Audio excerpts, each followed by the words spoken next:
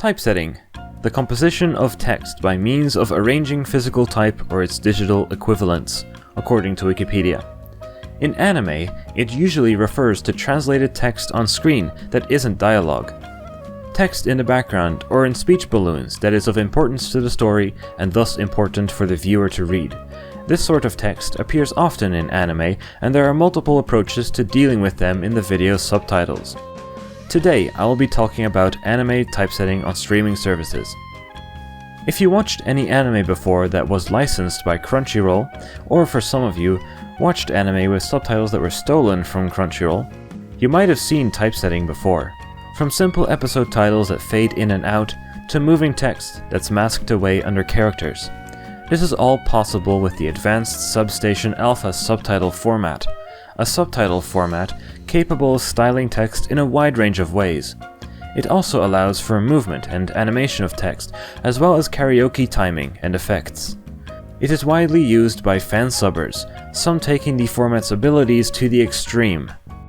But even some official anime streaming services use the format for their subtitles, notably Crunchyroll and Wakanim.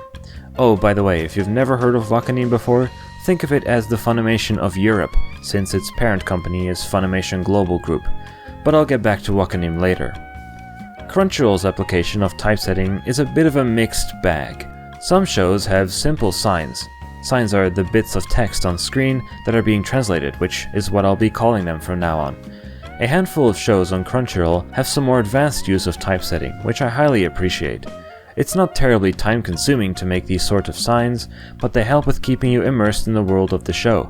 This is in stark contrast to streaming services like Funimation and Netflix that do not use typesetting at all, other than changing the location of the subtitles in one of the cardinal directions. That's not even really typesetting in my eyes, since older subtitle formats allowed this for a long time. I'm not sure about others, but I don't feel happy with a big block of subtitle on my screen, or rapidly changing text that's impossible to read at a decent pace. But Kevin, I hear you ask, I watched an anime on Crunchyroll, but it didn't have typesetting. It did have that text at the top of the screen. Well, yeah, not all shows on Crunchyroll have typesetting, especially older ones. Also, for some shows, Crunchyroll gets the subtitles and translations provided by other companies that they license the show from, like Sentai Filmworks or Aniplex. That means not all subtitles you see on Crunchyroll are translated by them, so please stop trying to throw Crunchyroll under the bus for quote-unquote bad subtitles. Pet peeves aside, let's get back on track. I am astonished by the lack of decent typesetting from some of the biggest anime streaming services in the world. It might be true that Netflix only recently started to get into the anime business, and their subtitle formats might not be ready for complex typesetting, but Funimation has been in this for years now. Look at Wakanim, for example. The French streaming service, which is now owned by Funimation since 2019, is also available in multiple other languages, notably German, Russian, and English for the Nordic region of Europe. Oh, and the Netherlands. I can only speak for the Nordic region, since that's what I can reach from where I live. Wakanim has its own subtitling team for its multiple regions, but since the merger with Funimation, its Nordic region essentially became Funimation, using Funimation's English subtitles but with typesetting. Oh yeah, Wakanim does typesetting, and pretty good stuff, not gonna lie. It's not always perfect, and sometimes it was too much of a hassle for them to make a particular sign fit, but in most cases it blended in pretty well, putting Funimation's lack of typesetting to shame in comparison, and even Crunchyroll's typesetting looks amateurish compared to this. This is the minimum level of typesetting that I expect streaming services to provide in 2021. Signs that fit in with the original Japanese, with font choices that fit the Japanese writing. Looking at you, Comic Sans Roll. No, that joke didn't really work. It's nowhere near the crazy things you might find in fansubs, but it's good enough for me to actually want to pay up and get a subscription, since it looks better than what you can find on the high seas, especially on the day the episode airs during simulcasts. I thoroughly appreciate the effort Wakanim poured into making their subtitles look better than the alternatives out there. Oh, did you hear that? Yeah, that was past tense.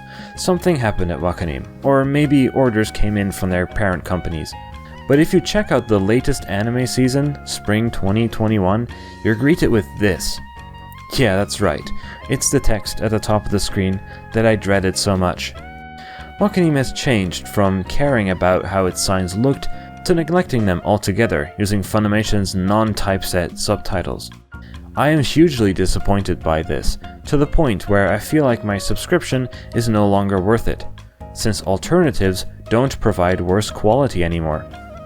Personally, I think this is a step in the wrong direction. Come on, it's 2021 and most streaming services are still not providing quality subtitled typesetting. Actually, even my anime DVD from 2012 has more typesetting than Funimation or Netflix do now. It even has different fonts. The global anime streaming industry is incredibly limited in competition due to exclusive licensing not only per region but also per show. This uncompetitive market is stopping innovation and user comfort, seemingly even going backwards in certain areas.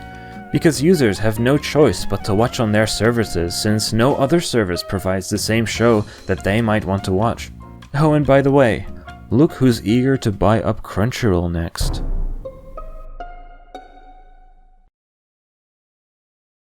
Thanks for making it to this point. This is the addendum of the video, as a bonus or whatever. You might or might not be aware of another streaming service, well, sort of streaming service, Muse Asia. As the name implies, it's only available to parts of Asia and it's not even really a streaming service. They release episodes on YouTube for free. If you're in a country that has access to their episodes, yeah, they're region locked, you can actually just watch a bunch of seasonals for free. Their English translations leave a lot to be desired though, but their typesetting is actually the best of any service I've mentioned in this video. I just didn't really talk about it until now due to it being unavailable for Western countries. I also didn't touch upon some of the lesser known services or services in other regions, but that's mostly because I don't have experience with those. Let me know if you use a paid service and if they have typesetting. I bet Sentai won't though. If you made it here, then you must be a big fan of anime and might be interested in ways to support the anime industry in Japan directly. Studio Trigger has a Patreon page where they do live drawings and stuff. There's also the non-profit organization Animator Dormitory Project. They use crowdfunding to collect money in order to run multiple dormitories in Tokyo that helps rookie animators live together for very cheap in the otherwise incredibly expensive city. They also have a YouTube channel and a Patreon page. All the links are in the description. Thank you for watching my stupid rant about typesetting, spurred on by Wakanim giving up on it. I love the effort they put into their past episodes, and as far as I can tell, they're still doing that for the other regions that don't use Funimation's English subtitles. It's just such a shame that Funimation's consumer-unfriendly practices are seeping into their subsidiaries. If you have different or similar opinions on typesetting in anime, let me know in the comments below. And make sure to keep it civil. Thanks.